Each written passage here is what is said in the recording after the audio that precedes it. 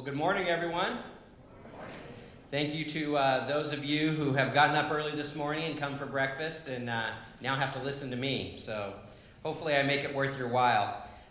First, I want to thank you all for all the work that you've done. I mean, this conference has been absolutely amazing for me. It's been really eye-opening. I know what's happening on the Sierra College campus and what we've been doing, but to hear from those of you from around the state that are doing amazing work, and then seeing the culmination of that for me is seeing the student projects that have been displayed this week is absolutely amazing. I'm floored by it. So it's what makes all of this worth it. And I can tell you, when we started our makerspace at Sierra College, and then which ended up turning into the CCC Maker grant, Carol and others on our campus that got that started may have envisioned this, but I certainly didn't know it would turn into all of this. So I'm very excited to be a part of it and glad to be with you here today.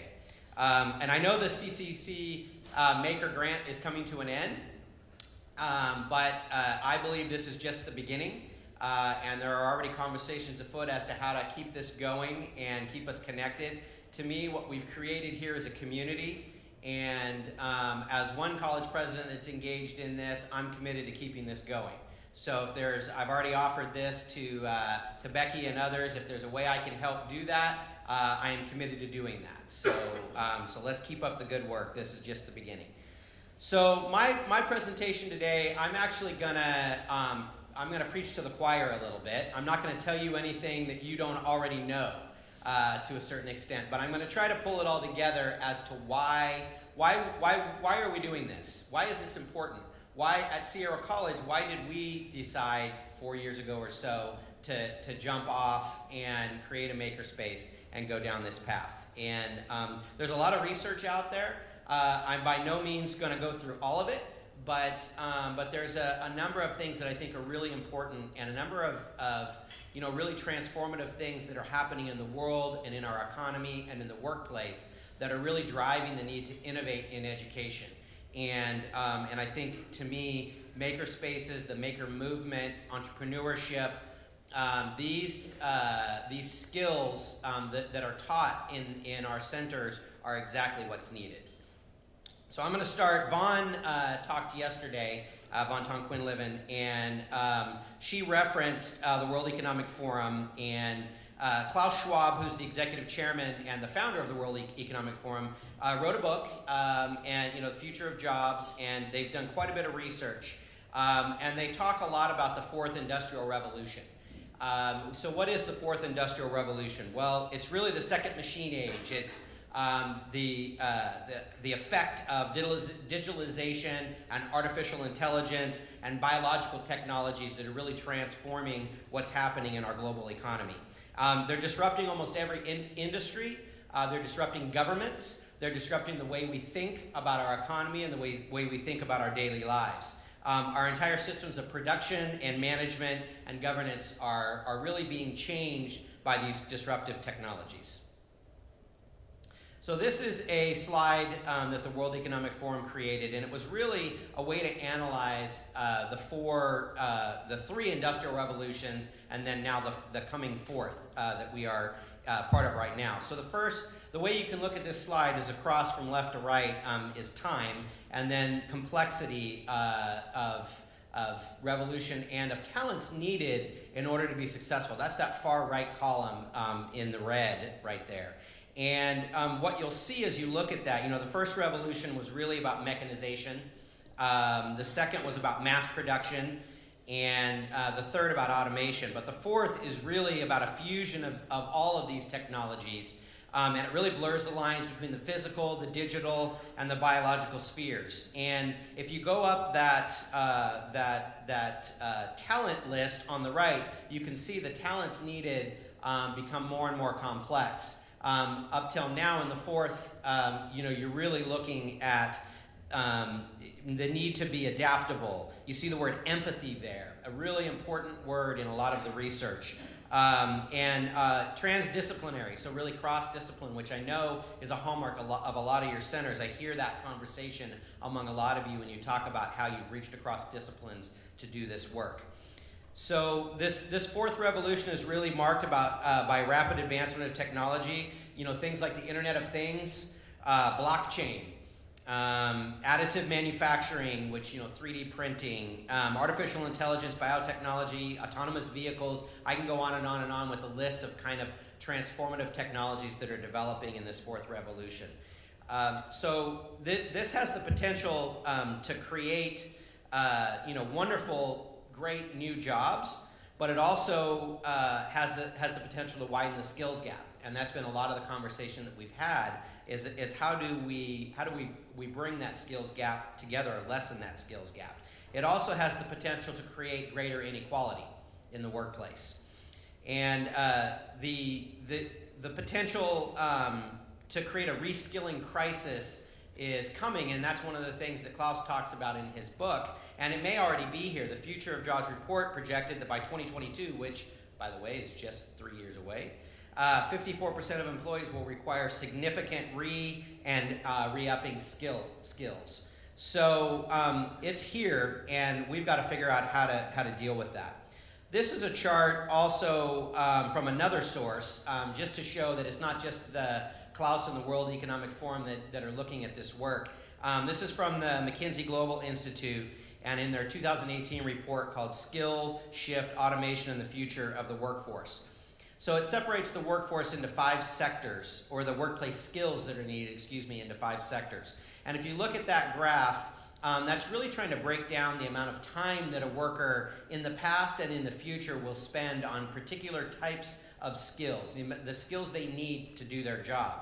And you can see there's a certain amount of shift that's going on there. The top 2, which in the past have been the most prevalent, are physical and manual skills and basic cognitive skills. And you can see that the emphasis on those is decreasing over time. And the bottom 3 are really rising up. Social and emotional skills are becoming much more important in the workplace. That includes interpersonal skills, communication skills, what we would call entrepreneurial skills, are becoming more and more important. We all now have to be entrepreneurs in the workplace. Higher cognitive skills, including creative thinking, are becoming much more important and are rising up. And of course, these skills are expected to grow in demand even beyond this. This chart projects out to 2030, but I would bet if we get to 2030 and look back, we'll say that we weren't aggressive enough with this chart. One of the other things that they studied is what they called skills stability. And that is the portion of skills that they think will be unchanged in the work that individuals do. And they estimated that is at about 58%, which means the flip of that, 42% of the skills that you'll need in the workplace are going to change, are going to need to be adjusted. So it's not a stagnant situation. That's that concept that we're going to need to reskill and continue to work on that. So this is, in many ways to me, this is probably the most troubling slide. It's one of the things that there's been a lot of talk about. But as these disruptive technologies are developed, the job market is changing for sure. One set of estimates indicates that 75 million jobs are going to be displaced by some of these transformative technologies.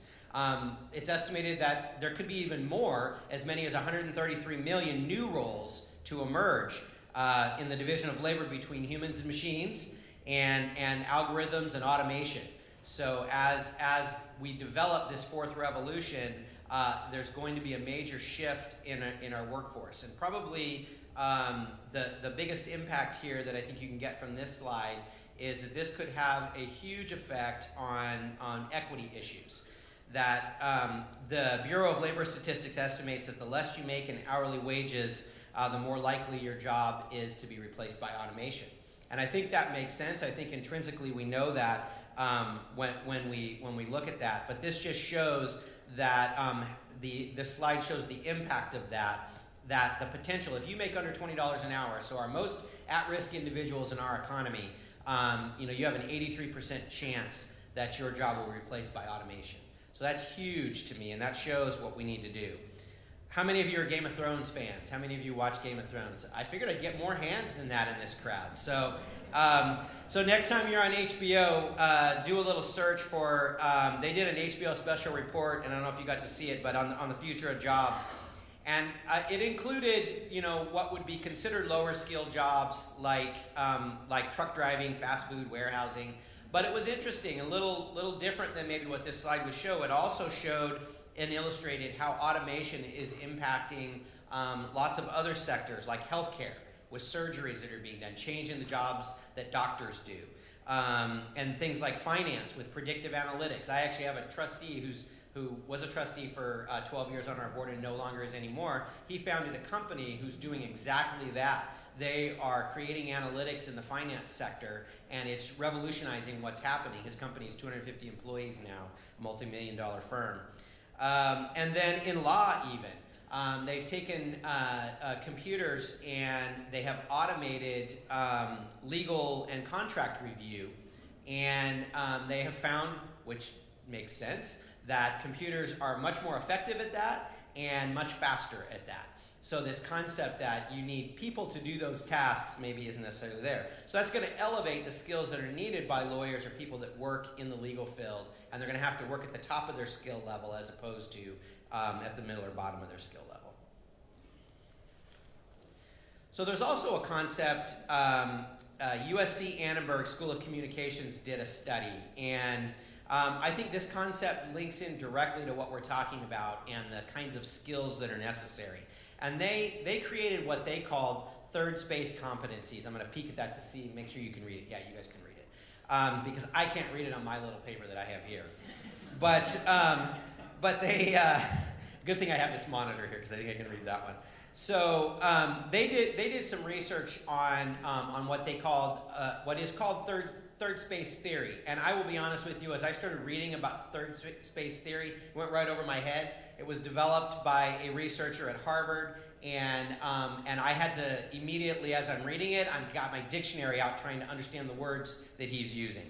But USC Annenberg did a study on third space competencies, and you can see those skills that they came up with that they listed there. And these are very similar to those skills that we were just talking about in related to the growth in jobs and the kinds of things that are going to be important in the workforce.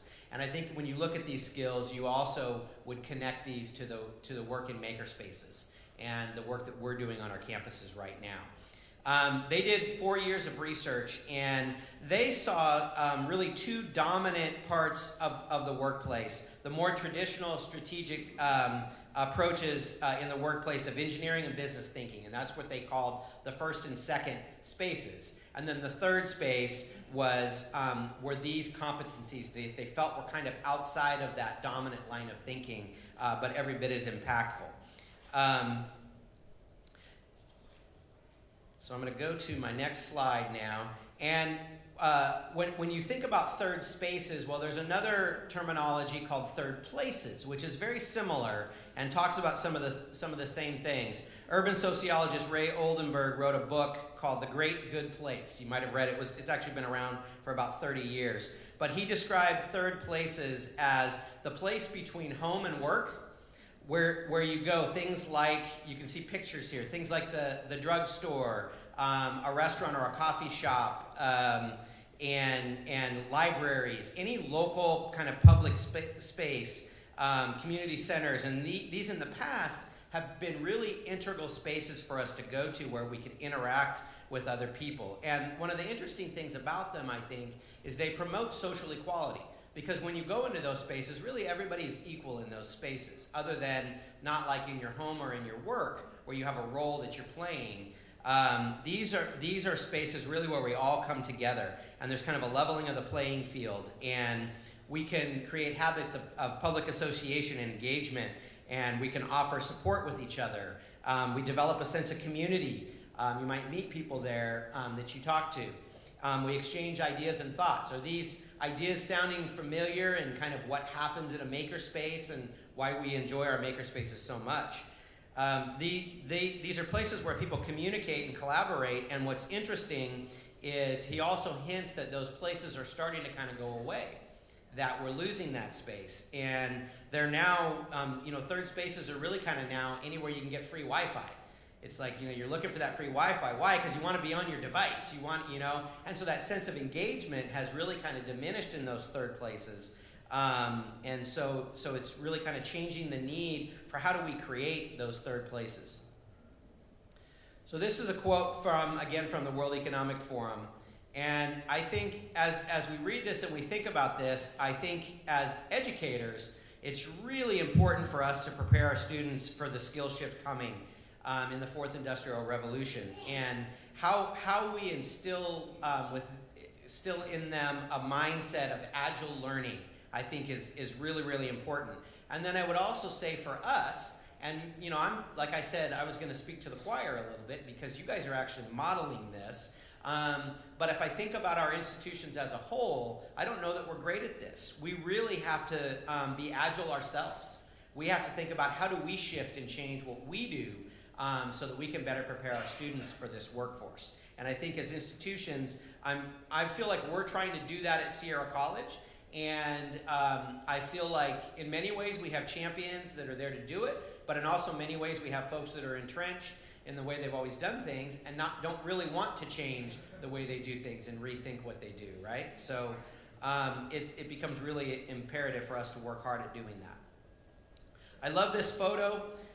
This shows classroom in 3 different time periods. The bottom right is from the 1890s. The top right is from the 1970s. Boy, a lot changed there, huh? And then the one on the left was actually a picture from a book in 2017, and that was supposed to be the classroom of the future. Boy, it looks so different than those other 2 pictures, doesn't it? I mean, I think other than the fact they have a tablet on the table and some sort of interesting looking graphic on the chalkboard in the front, it's an identical scenario. So what's wrong with this picture? You guys will recognize this. We need to create environments that promote the tenets of third places and teach those third place skills or those skills that are needed in the workplace. These are, of course, makerspaces, as I think you guessed when you saw the picture. The top right there is a picture from our makerspace, Hacker Lab, powered by Sierra College.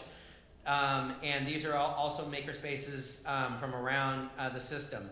So I don't think it's a surprise that makerspaces have many of the characteristics that we've been talking about. They instill a sense of community, like we talked about, encourage engagement and an open exchange of ideas. They provide an environment where people can interact with each other and naturally emphasize most of the skills that we've talked about earlier.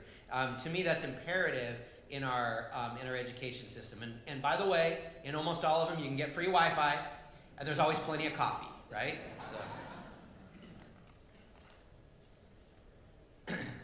So this slide came out of our report that was done on our makerspace this last year that we did. And really, this is just an example of what a makerspace is capable of. And yours may even be more successful than this. But you can look at some of those numbers: 100 plus classes a month, over 2,500 students annually served, 50 plus active teachers operating within the makerspace, and I love that last number there, over 4,000 light bulb moments, which is extremely important, right? One of the things that I think is the concepts that's really connected well in a makerspace is the concept of project-based learning. And I think we've heard a lot about this week so far. Our students on our panel talked about it.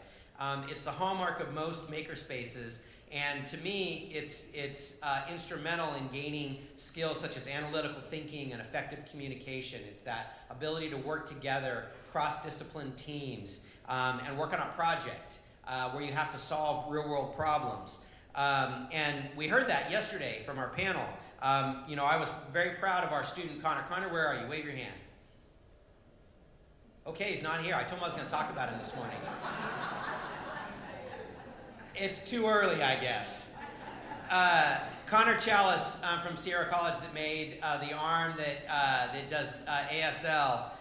He talked yesterday about how it wasn't until he started working on a project and he faced a problem and he was told, we're going to solve that problem. Let's get to work on it. We can solve it. And he said it kind of blew his mind. The light bulb went on for him. And now he's like a serial maker. He's like, you heard when he was asked how to describe it. He's like, what's the next project? And so it like lit a fire in him. And this is, you could tell from hearing him and all of our students that were up here yesterday, extremely bright individuals, very well spoken. They did a fantastic job on that panel yesterday, really represented themselves well. You can tell all those students are going somewhere. Yeah.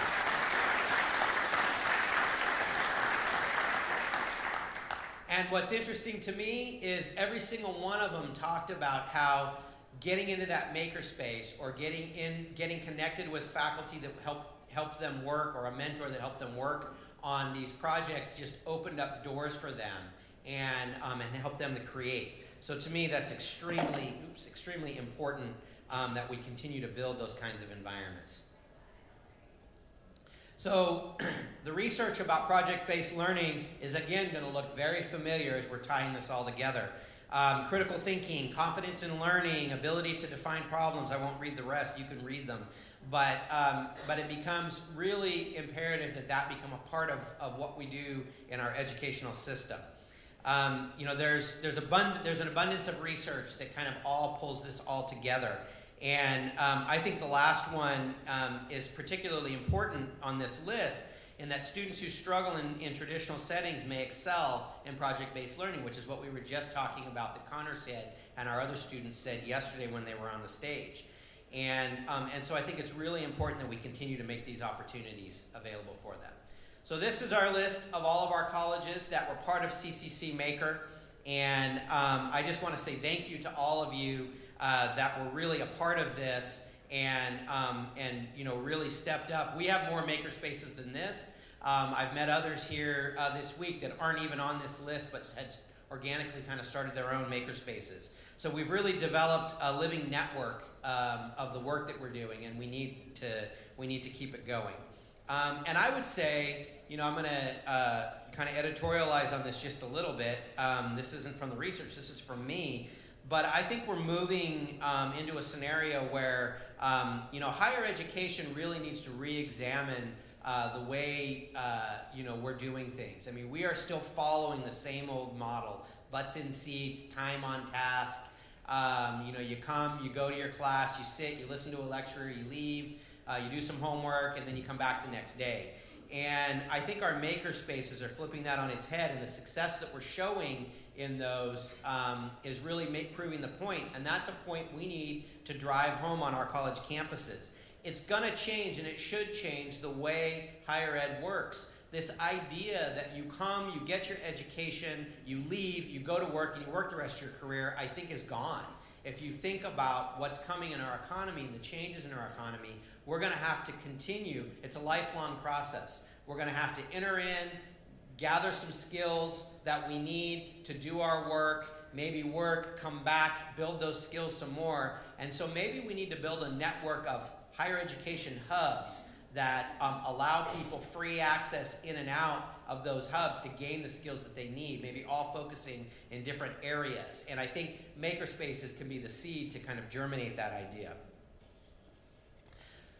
So I'm going to move towards my end now, and we'll get started with our panel discussion. But I like this quote, and I think one of the things we always as educators should be asking ourselves, if we're going to ask something of our students, we need to be willing to ask ourselves the same questions. We need to embrace the unknown and be bold enough or unafraid to ask the open-ended question. This is the question I always like to ask. What do we need to do? What do we need to provide? You should not be afraid of asking open-ended questions. Oftentimes people only ask questions they know the answer to. So, to me, the work that we've done so far has been transformational. Students are getting exactly what they need in our makerspaces, and I think we're really on to something here, and I hope we continue to work. Thank you very much. Let's keep up the good work.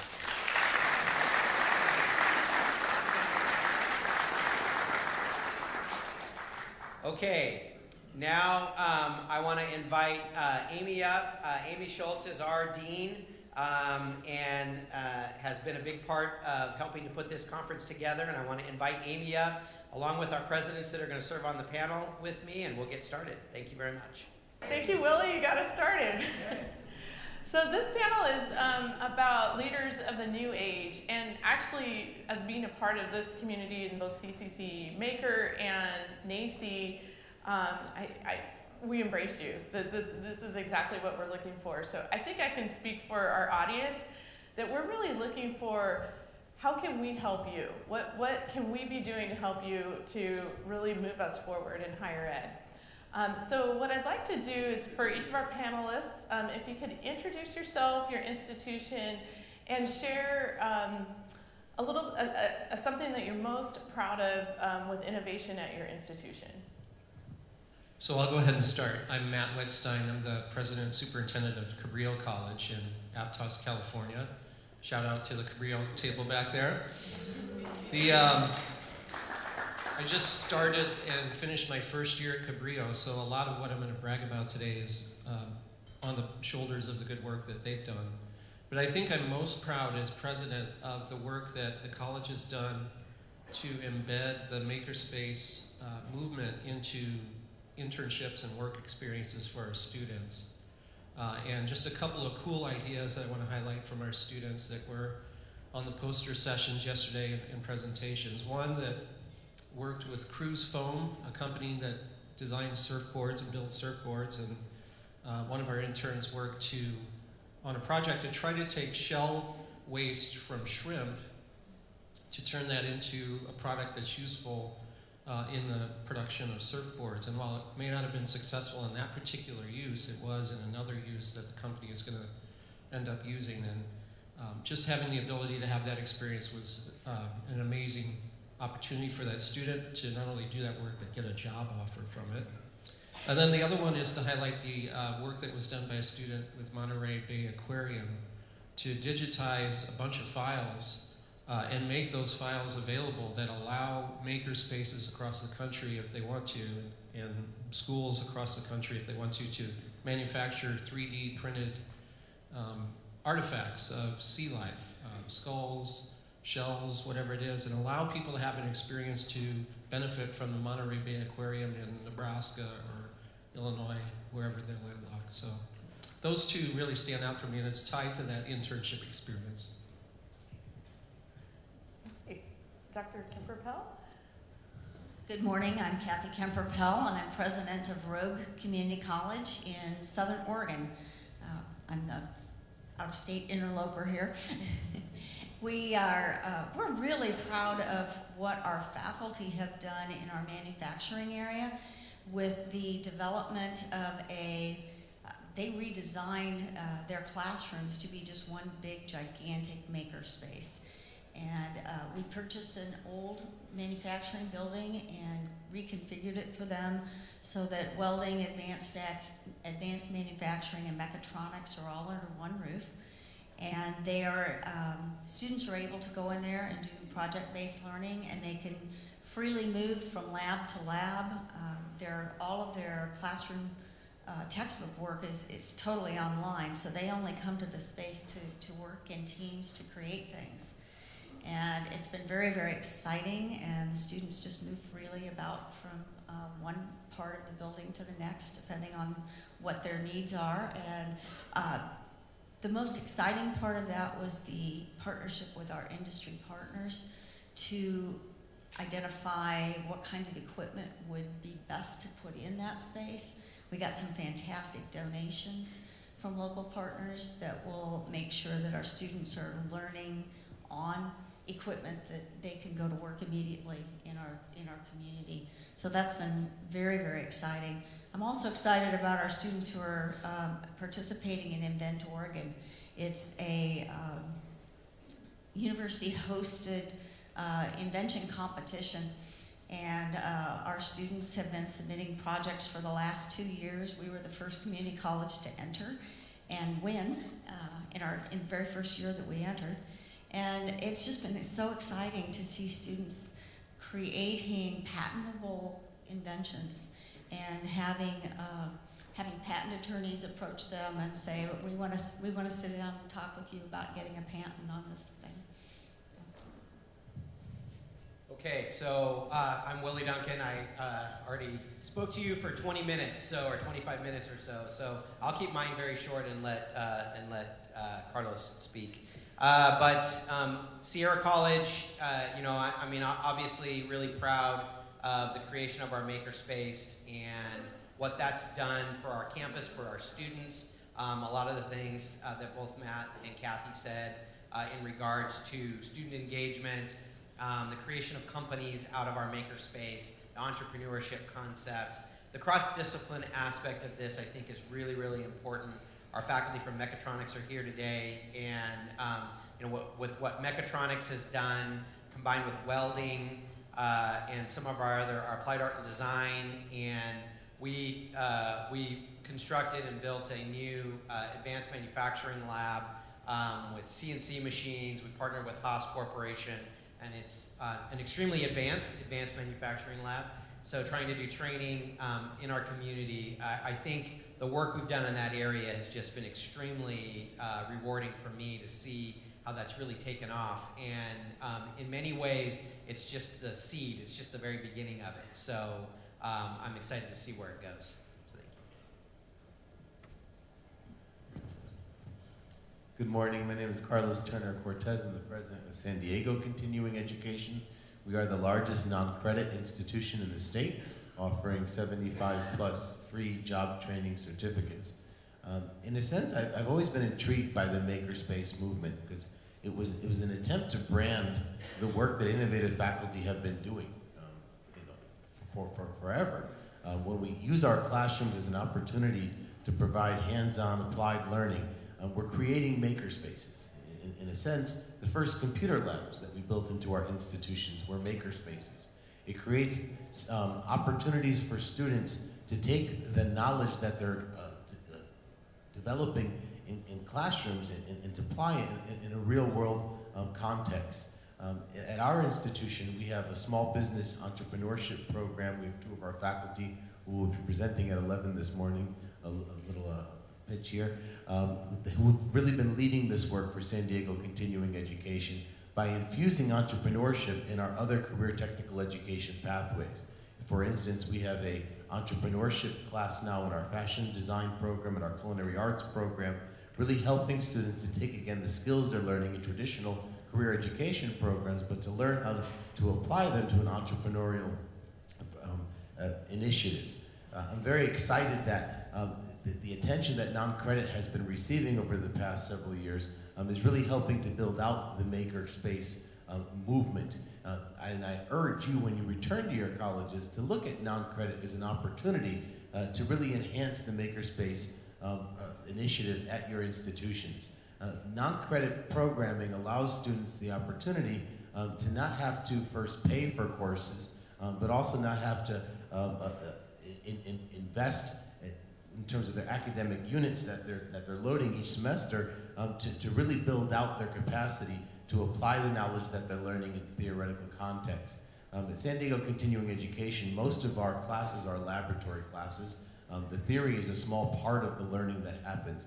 And so in a sense, all of our programs are makerspaces because of that applied context. Wonderful. Well, I'm ready to do some site visits. Some great things going on. Given the theme of Willie's presentation and the fourth industrial revolution and what we're facing in changes in the economy and technology, what do you see are the major drivers of change that are accelerating the need for community colleges to evolve?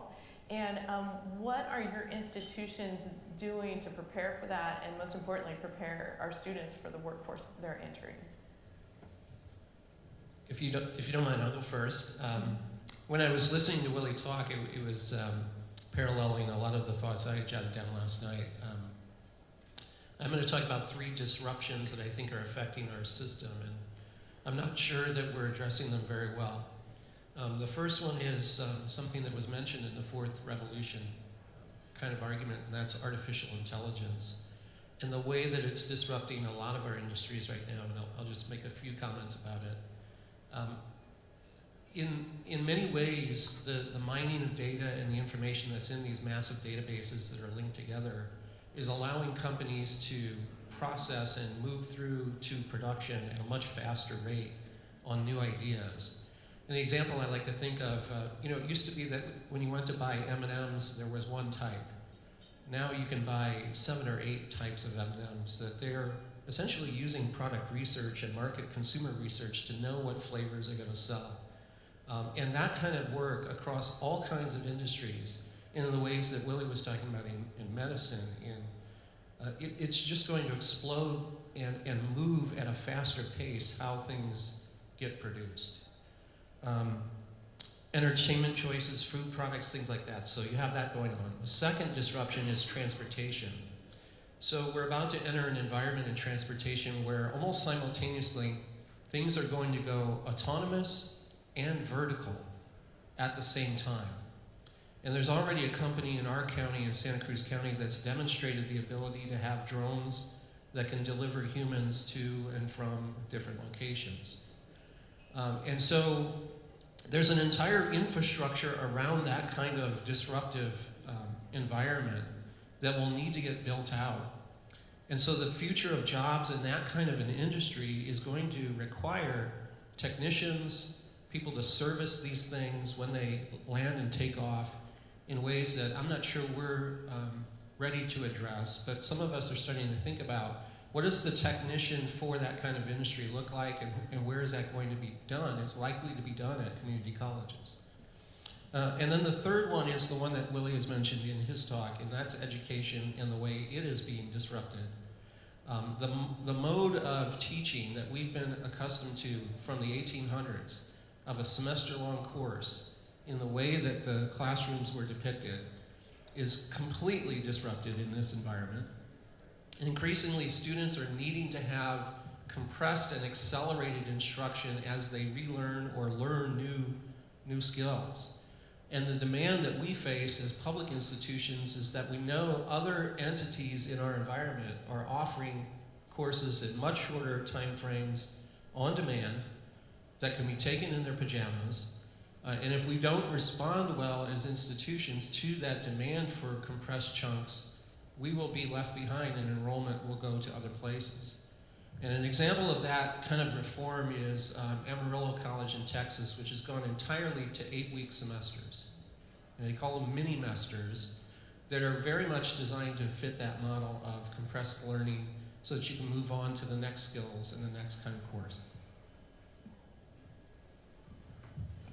I know one of the biggest challenges we have in Southern Oregon is a failure to recover from the last recession. And to be quite frank, I don't think that Southern Oregon ever really recovered from the downturn in the logging industry back in the early 80s. It's been a series of failures to adapt to change that has kept the area pretty economically depressed.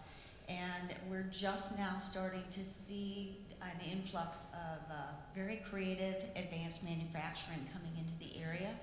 And they're mostly pretty small shops that have many invented something that's pretty spectacular, and it's not sold on the shelves locally. A lot of government contracts, a lot of international sales. And so our residents don't see what's being made locally. So they're clueless what kind of jobs are available locally. And we have one of our largest challenges is parents thinking that their kids are going to have to leave the area to get a good job. And so we've been working very closely with our industry partners to not only educate students and their families about what kinds of jobs are available, we're using our makerspaces as a place to bring those industries in, to showcase what they do with our equipment and allow families to see that, oh my gosh, there are really great jobs in this area. My kid could be an engineer and work in this area, or my kid could go into mechatronics and have a really fantastic, well-paying job. It's been a huge communication issue for people to understand what is actually available in our region. Together, we've created what we call a marketable skills rubric that industry and education created together, and we've rolled it out to K-12 and in our community college. And it's really those skills that you showed earlier, the creativity, the adaptability, the willingness to learn, the ability to work in teams. These are the skills that our students aren't learning in a classroom where they're all pointed in one direction looking at a teacher. They're learning those in their more experiential classes, like our labs and our makerspaces. And what we need to do is figure out, how are we going to teach English and math and social studies and some of these other subjects that students take in an equally engaging format? Because those often are the classes that drive students away from our community colleges and result in them not finishing a credential with us. So I really see that as our next big challenge. So I told Amy before this started, she asked if the questions she was going to ask were okay, and I said it doesn't really matter, because as a college president, I'll answer whatever question I want to answer anyway. It doesn't matter what you're asking me. So I think we all agreed we can all do that. But so I kind of feel like I've already answered the question that Amy asked in my talk about kind of things that are impacting us. So the question I want to answer is really what do we need to do within our colleges to try to meet some of these challenges. And I hinted at it at the end of my talk. I really think, to Matt's point about what's going on in Amarillo, we really have to rethink the way we dispense higher education. And we have to get ourselves somehow out of our box and out of our silo that we're in the way we do it. And we're locked in.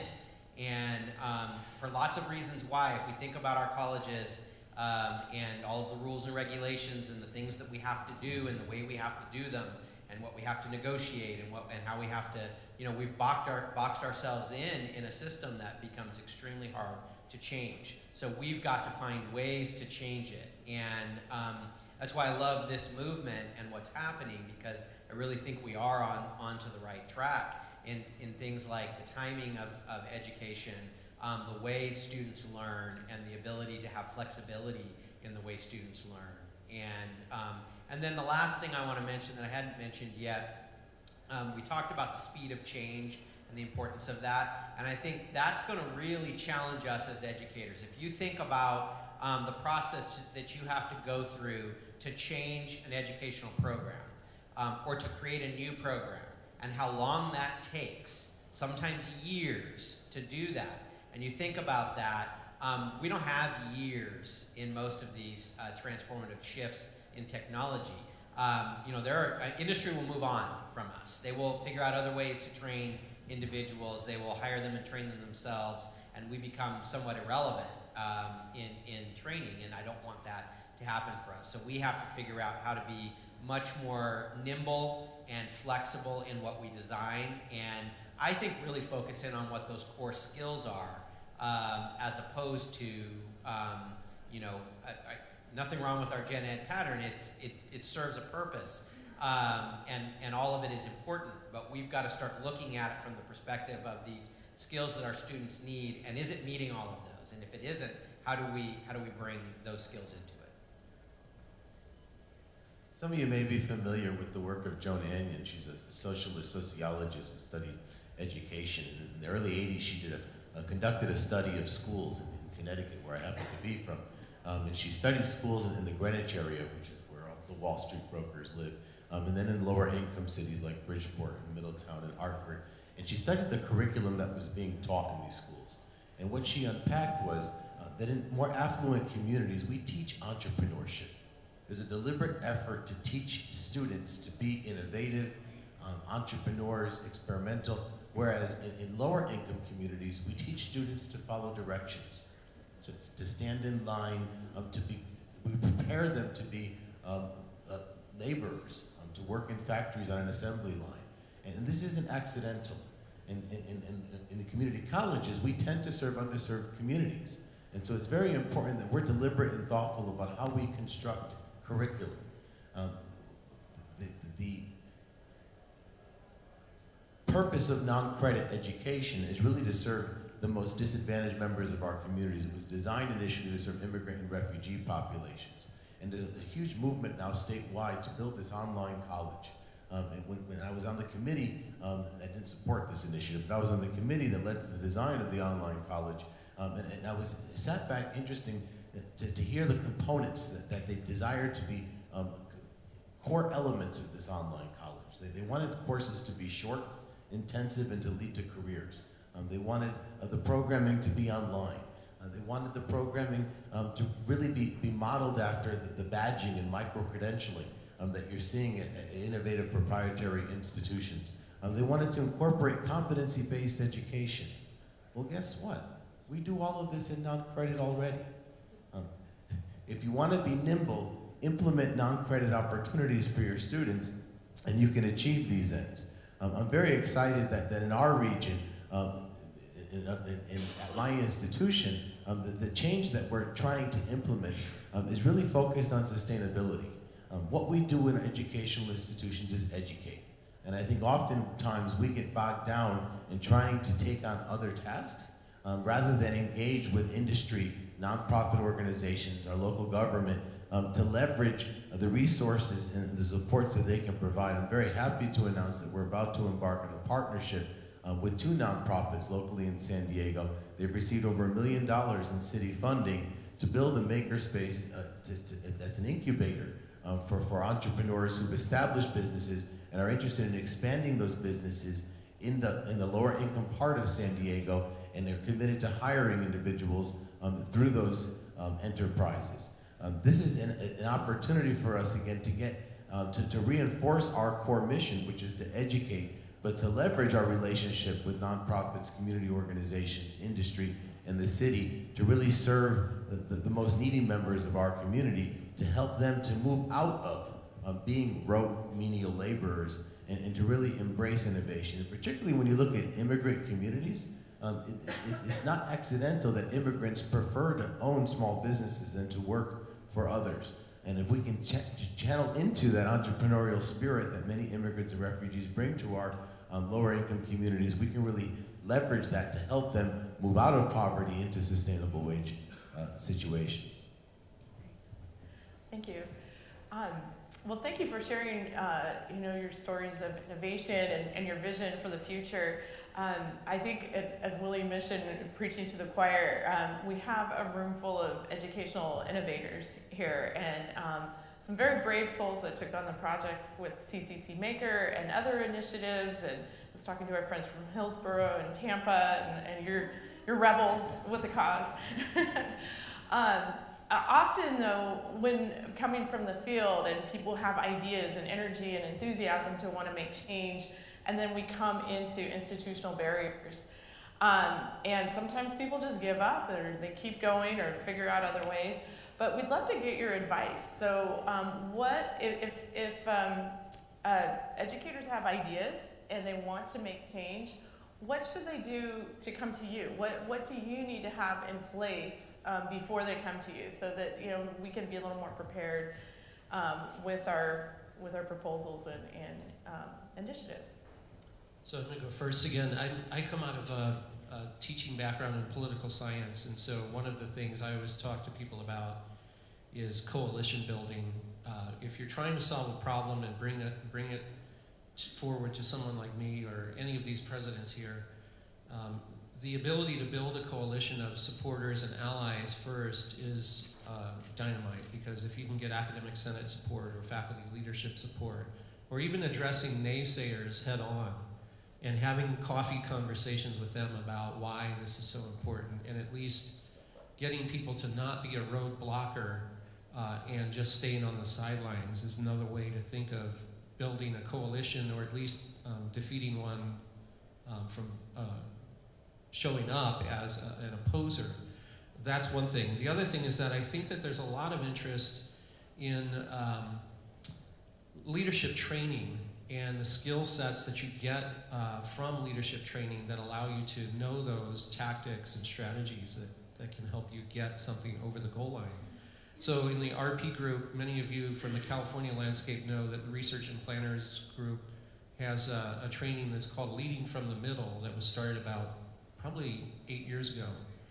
And it's the notion that for anything to actually happen in our colleges, it's going to come from the middle of the college. It's not going to come from us doing the work at the presidential level, although it sure helps a lot if we're backing it. But the day in, day out implementation of things like a makerspace or a new initiative like changing placement or assessment rules depends upon people on the ground actually implementing it. And people need to know that they're leaders from within their own position within an institution, whether they're classified staff, researchers, faculty, middle managers. And so pursue leadership training to learn those strategies on how to get things funded and create proposals that are going to be dynamite. And then the other thing I would say is that all of us up here on the stage like to be seen as supportive of innovation. We want to be known as innovative presidents. It not only helps the institution and our prestige in the community to have innovative projects like this, it also helps our resume when we're going out and talking to people or even thinking about going after other funding. And so the more that the college can innovate and the more that we can say yes to innovation, the better off the college is going to be, I think. And so I look at this group up here, we're not no people. We want to say yes.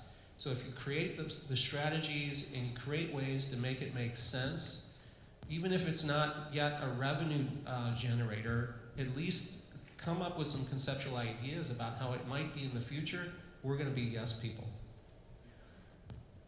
It's funny you mentioned that because our faculty just came up with the osprey as our mascot, and they came up with an acronym that our students' progress requires everyone's yes. And it fits perfectly with that. At RCC, we have a entrepreneurial fund that is housed in the president's office, and we encourage employees to apply for funding to present an entrepreneurial project. And there's 3 criteria that we ask that they meet at least one. It needs to either be a revenue generator, an FTE generator, or it needs to dramatically improve student success. And we ask that they bring those to us as a team, not as an individual. And we have an application process that's fairly explicit in asking basic things that we would like for them to share with us. You know, who would they be partnering with? Who would be involved? What resources would they need? And because we know our faculty are not accustomed to writing these kinds of requests, our Small Business Development Center actually mentors them through the process of creating the application. And we've asked our SBDC not to put too much emphasis on the business plan aspect of it, because if you get too deep into accounting, you kind of have a tendency to dampen the entrepreneurial spirit a little bit. But rather to really focus on what is the entrepreneurial aspect of this request for funding and support. So right now we have a Latino outreach program that is sponsored by this because we didn't have state funding. Our state had pulled all of our student support funding for this kind of thing. So we jumped in and provided that, and it has been fantastic. Great results, and we have several other projects that are being supported by that right now that we're seeing some great return on. So, step 1, hire an entrepreneurial president. As Matt mentioned, you know, all of us sitting up here do want to be seen as entrepreneurial. That's a skill we hope we have, and so we do hope that we support innovative things. And so, you know, it is helpful if you understand the dynamic of your leadership and understand what is important to them. You know, you got to be smart in that way and present things to them in a way that they are going to see as positive, not only for themselves but for the college. So that's the first step. Much like Matt said, my answer to this question is almost always build a coalition of the willing first.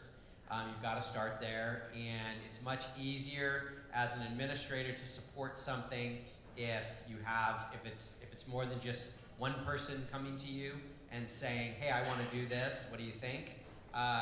If you've got a group, and it's well thought out, and you've kind of taken care of some hurdles already, that's really important.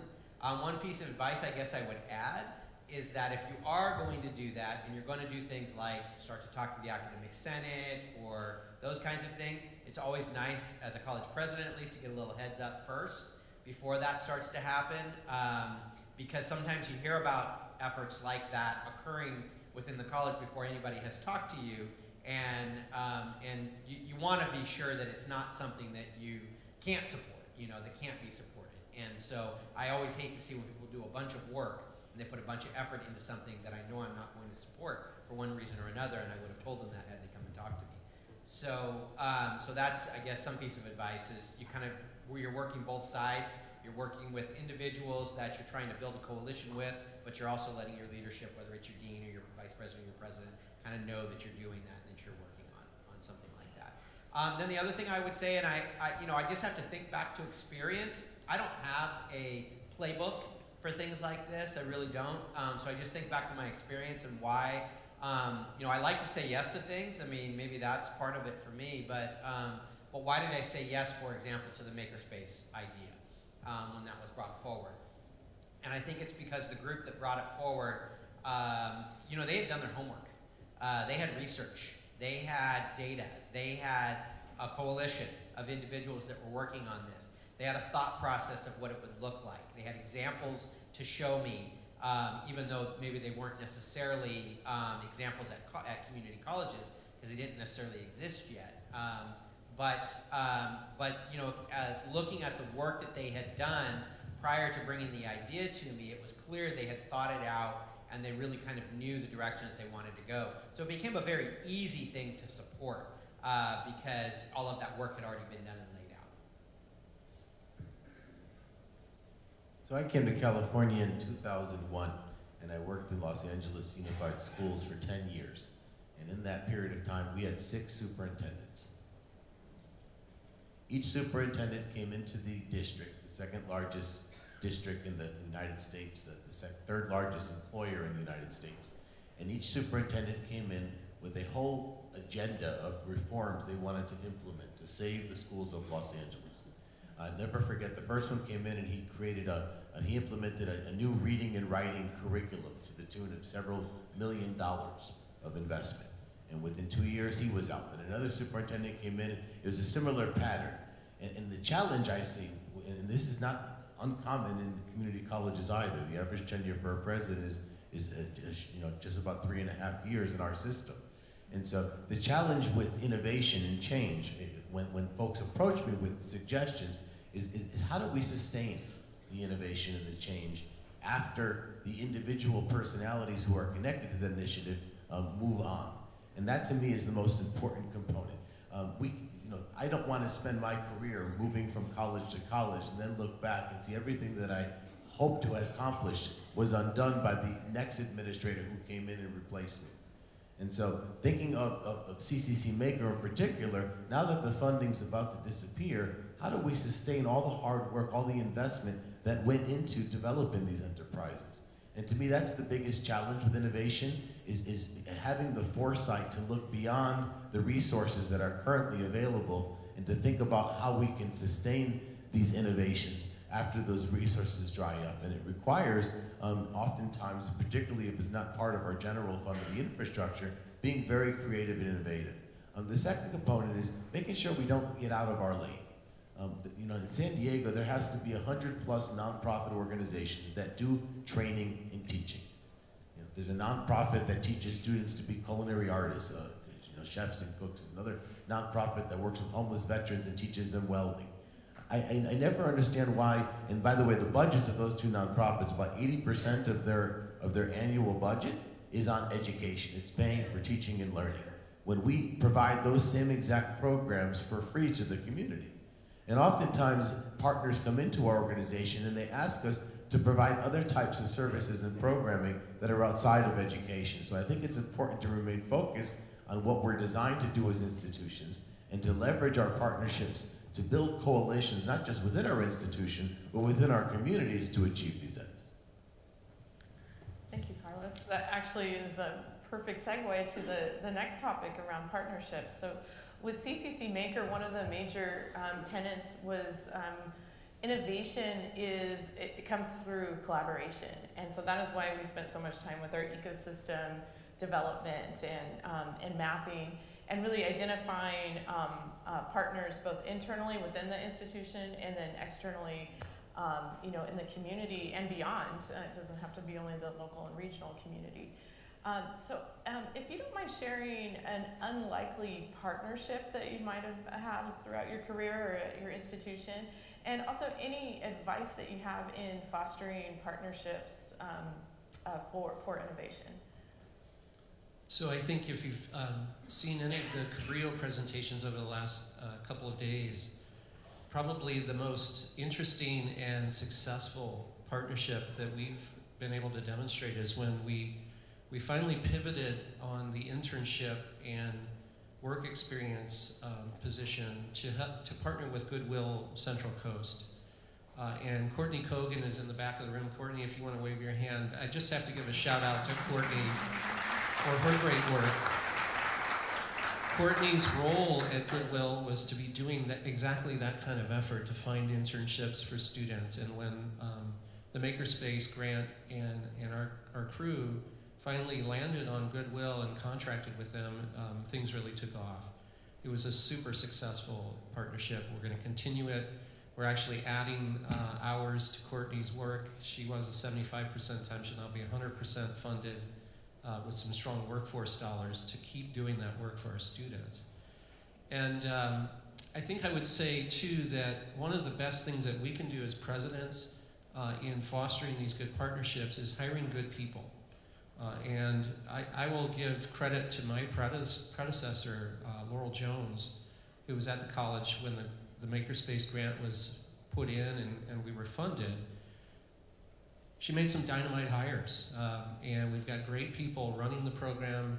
I want to shout out to Payson McNett, our faculty member, Mary Govars, and Dave Castro, Big Dave, our support staff. They've been phenomenal. And so the best thing that we can do is make sure that we continue to hire good people who can do this great work. And then finally, I just want to say that the students are what it's all about, as Willie was saying, and I think you pointed out, Kathy, with your comments, and Carlos as well. We do this work so that the students can find employment and have success stories that we can share. And I am blown away when last week we had an internship fair and a celebration of the great work. We're celebrating all of this work at this conference, and I am just absolutely blown away, as Willie was saying, by the work that students are doing when they are cut free from the traditional modes of learning and allowed to apply these critical thinking skills to the things they want to solve. It's really quite fantastic, and so it's a very proud moment for us to be up here to celebrate that with all of you. I would say our most interesting partnership right now is with a local municipality. The college had historically a pretty rough relationship with them, and it all stemmed over a big political kerfuffle over a water project, and people have long memories. And it was a kind of a big obstacle to overcome, but we found ways to partner with them to solve that problem.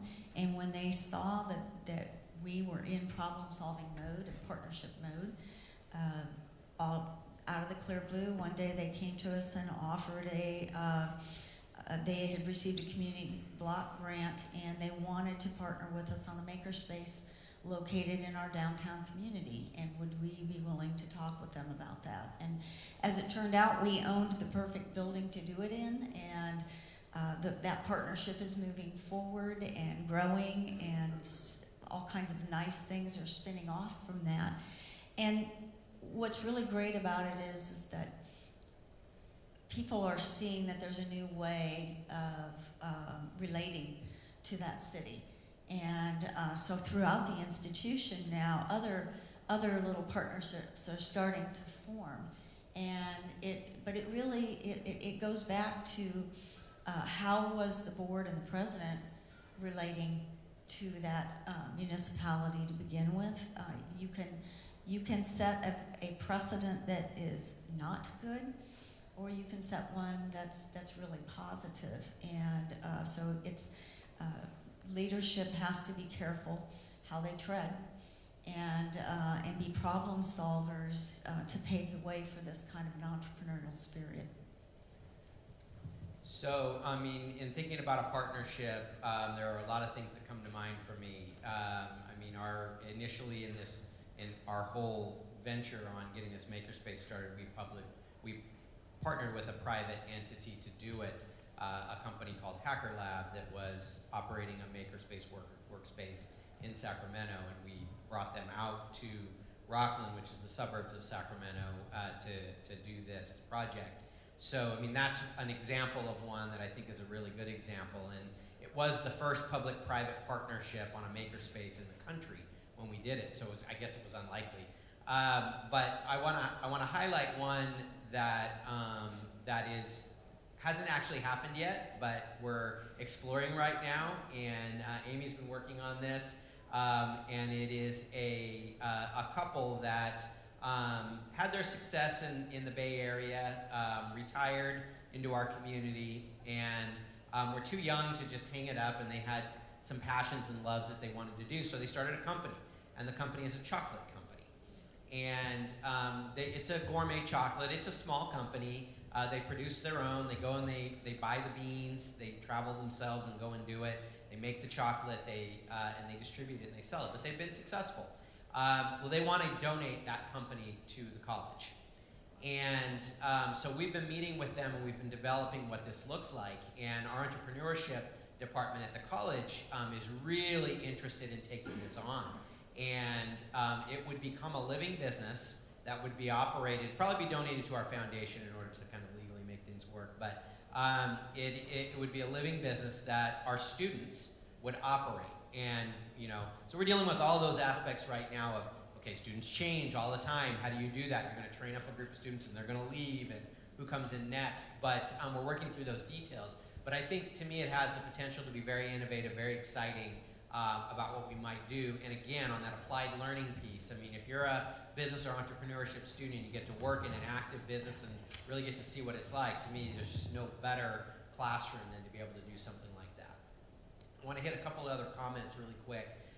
First, I would say, you know, in partnership, I always try to look out into our community to try to see who we should partner with, business and industry, or your, you know, your cities and your counties can become fantastic partners. I'm you know, listening to Dale Doherty's talk yesterday.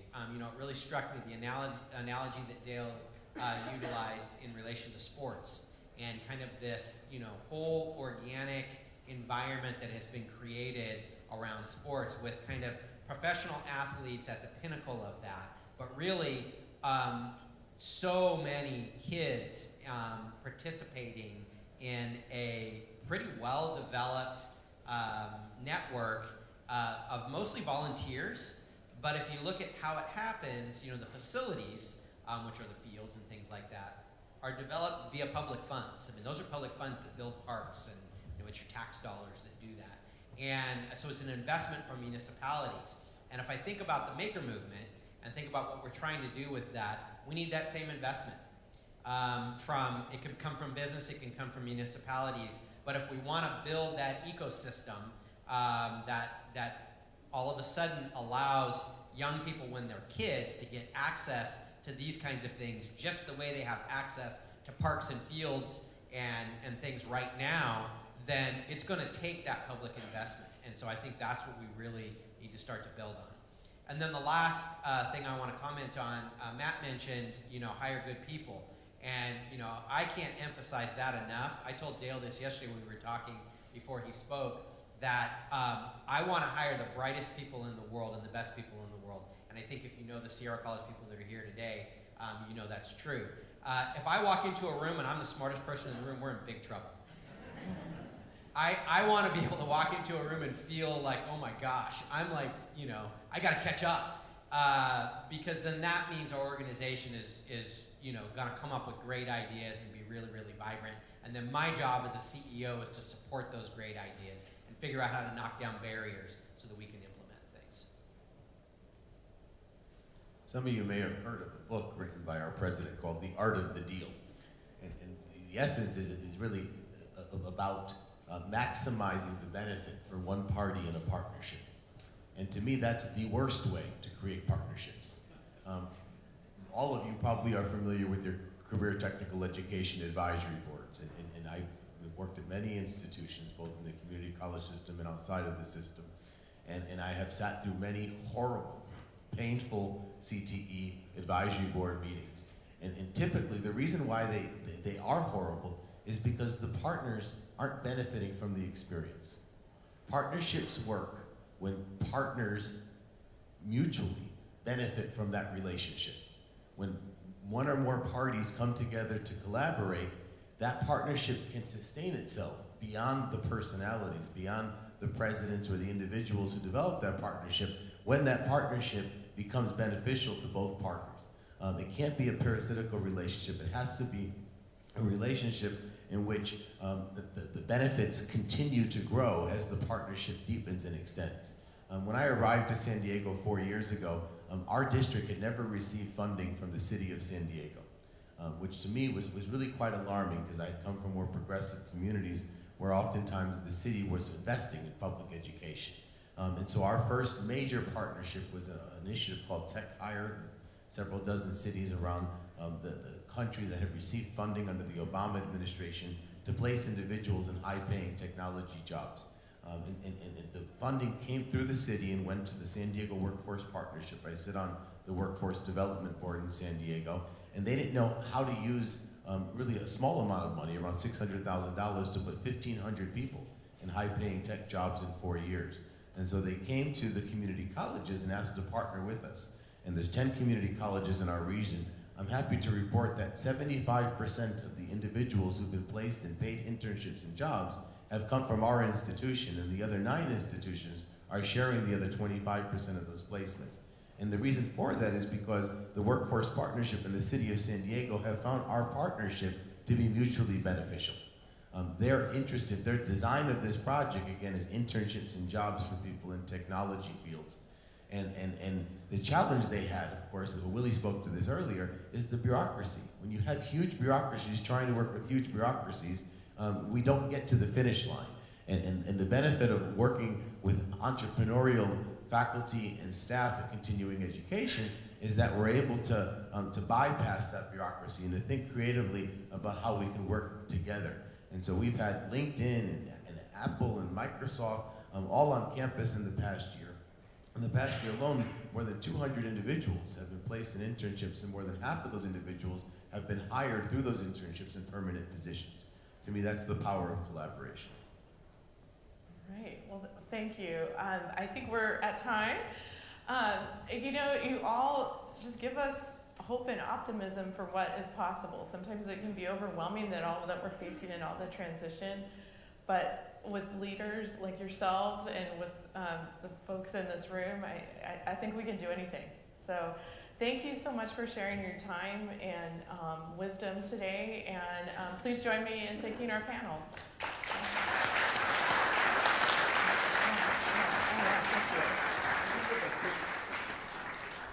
Can we give a quick shout out to NACCE and how NACCE is helping to lead this movement nationwide? Yay.